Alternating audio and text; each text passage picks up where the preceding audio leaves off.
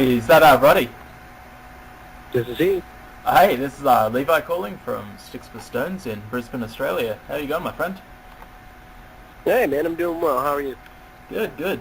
I was supposed to interview, I think it was Tim from the band the other day, but for some reason Skype just wasn't working for me, so we had to reschedule. But we're here now, so it's all good. Okay. Sounds good. Yeah. So you're coming to Australia anyway in April. I know you were here a few years ago. I don't know if Soundwave was the last time you were here, or it was a few years ago Uh, anyway. yeah, it was a few years ago. It was a headline we did over there, yeah. Yeah, how did that tour go for you anyway? That was great, man. We'd only been over to Australia once before, so it was interesting to see, gauge the kind of audience that we had in Australia, and that was a lot more than we were expecting. Yeah. So, we're coming back and trying it again. Yeah, no, it should be really good. I'm excited for the tour. I'm sure you're going to have a few different songs on the set list this time. You've got some tracks from Pacific Myth I'm sure you'll be playing, and the classics as well. What can fans expect? Yeah, they can expect exactly as you said. We're going to play some new, some old. Usually runs around an hour 15. Just a general good time of having booze and having laughs and playing tunes. Now, I'm kind of interested in the way you released Pacific Myth because always interested in album sales and the current health of the music industry. And from what I understand, bands don't make a ton of money anymore from selling physical albums. I'm just wondering, how did your Bandcamp experiment go? Did a lot of people sign up for it, and did it go well? Yeah, I think it garnered about 8,000 people or something like that. That might be wrong. I don't know, but we consider it a success. It was kind of strange because we knew that it would isolate only to our biggest fans, right? Like a lot of people that are sort of on the fence about us aren't going to buy it without hearing, and people that don't know us at all, it's not really going to promote us to them very well. But a lot of people got it, and it was cool. And ultimately, at the end of the day, because of the sort of unique way it was released, it did create a sort of wave of promotion in and of itself. So even though people probably didn't purchase the subscription after we released it, I'm sure a lot of people checked it out that wouldn't have. So it was a very interesting process, and it was a lot of fun. Yeah, something I've always wondered about as well. I know there's a lot of people that make a good living off YouTube, and say, for example, you have a successful music video and it gets 5 or 10 million plays. Is that a good return for a band? Do you see much from music videos coming from YouTube? We've never seen anything from the music videos that I know of. For years and years, we were under a label's thumb, and they would put it up and they would collect royalties on it, and still some of the videos are up under former record labels. But even if they were collecting royalties, you have to get millions upon millions of views in order to get an actual significant return. So as much as we've sort of been cheated out of our piddling royalties, I don't really hold it that firmly against anyone, because it's nothing to write home about, I don't think. Yeah, for sure. So Pacific Myth, that came out in 2015. Have you thought about any plans for a new record yet? Yeah, I mean, we just released the physical of it last month, so we're still we're still kind of rolling with it. I mean, I know it's been out for a year, sort of, but we're still rolling on the actual release of that right now. But we have some very preliminary stuff that we've started writing. Luke and Mike and the boys are starting to work on some instrumentals, and we're working on something. It'll come. We usually take our time, but we're hoping the turnaround's a little quicker than usual. Yeah, and I know Protest the Hero, you're a very complex band. I'm just wondering, how does the writing process go down? Do you all kind of work together, or is it sort of a digital sort of Pro Tools era where you record bits and send it to each other? Yeah, I mean, over the years it's changed. It used to be sit in a circle in someone's parents' basement and run ideas off each other and write the whole song, every part of it at the same time. But, Yeah. Nowadays with change in technology, it is very much what you said. Like they will do the instrumentals. However they do them, I'm not even sure how they do them. Yeah. But then they send them to me, and, I sit up in my spare bedroom and I record ideas over top of it until I have something a little concrete, and then I send it out to the guys. They say this is pretty shitty or this is somewhat manageable. And then we go in the studio and we lay it down. So, technology has definitely been a great help in the writing process and the efficiency of the writing process. Yeah. Now, earlier in the week, there's a bit of buzz going around because Metallica performed with Lady Gaga at the Grammys, and there was a lot of people saying it was cool, and then there was a lot of other people saying, it was a sellout move. I'm just wondering, what's your opinion on, metal bands collaborating with, pop stars? I didn't, I heard of the Metallica and Lady Gaga thing. I didn't witness it because I probably couldn't care less about any of that stuff. But, I think it's fine. Crossing, it is, at the end of the day, as funny as it is, it's art. Yeah. And it's like, you shouldn't be worried about borders or boundaries or thinking in a linear fashion. Do anything you fucking want. And even if people don't like it, it doesn't matter because it's your art. For sure, I agree 100%.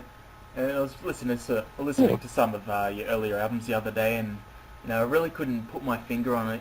What bands does Protest the Hero sound like? I mean, there's a bit of Dillinger Escape Plan, there's a bit of other sort of prog bands, but it's pretty hard to pick one band. What were the real main influences for you guys, and who do you think you sound like, if anyone?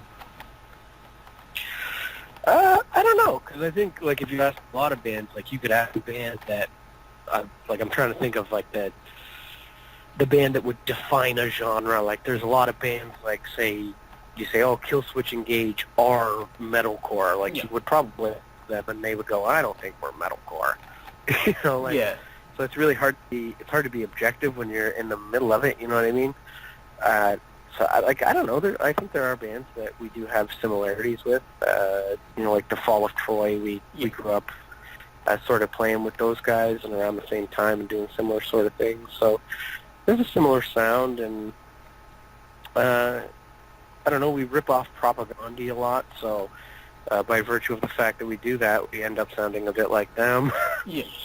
But I think it's all a matter of we amalgamate so many different influences into the same music that it gives us something that verges on somewhat unique. I don't want to go ahead and say that we are unique or that we are just the one band that sounds like this, because that's simply not true. But I think we have acquired our quirky sort of sound by just amalgamating a bunch of different stuff that other people do. Yeah, definitely, man. As you said before, you've toured with Fall of Troy. I've actually seen them a couple of times. They're a really cool band. Have you got any favorite touring buddies? Any bands that are super fun to tour with that you can think of? The most fun we ever had, I think, on tour was probably with the Chariot. They're absolutely hilarious guys and good guys to tour with. So I would say those guys. We had a lot of fun with the Safety Fire. We toured with them a lot, and it never got tiring. They're really good dudes. And you know what? August Burns Red have been fantastic as well. So they've become very good friends very quickly, and we're having a great time out here. So yeah, for sure. I'd say those three bands. Yeah, and I know you play a lot of festivals and you also do a lot of club shows. I think the one bad thing about festivals is, it's normally a half-hour set time, and the mixing of the sound is never quite as good as a club show. I'm just wondering, do you have a preference? Festivals versus clubs? I love the festival shows because half an hour is just so easy and wonderful. You play half an hour and then you get off the stage and you go, fuck off, and you just do whatever you want to do. But at the end of the day, it's not a very intimate environment. I like the club shows because you get to be right up in the kids' faces, and they get to be right up in yours, and you get to really have fun with the fans of the band. So I think both scenarios are interesting and good for different reasons. Yeah. Now, if you were to go to a festival, would you, after your set, would you hang out the whole day and have beers or whatever, or do you just kind of in and out these days? We usually hang around. I mean, it depends on the festival. If there's a bunch of bands playing that we want to see, at the end of the day, we are music fans first. Mm-hmm. So, I don't know, we went to Amnesia Rock Fest in Montreal a few years ago, and we played, and we hung out, and Bad Religion played, and No Use for Name played, and all sorts of stuff like that. We stayed all day, just had a bunch of drinks, and had a lot of fun. Yeah, for sure, man. But there's some festivals you go to, and it's just the same fucking thing over and over again. It's the bands that you've seen a million times at every festival, and you kind of just go, all right, let's get the fuck out of here. Yeah, fair enough, man.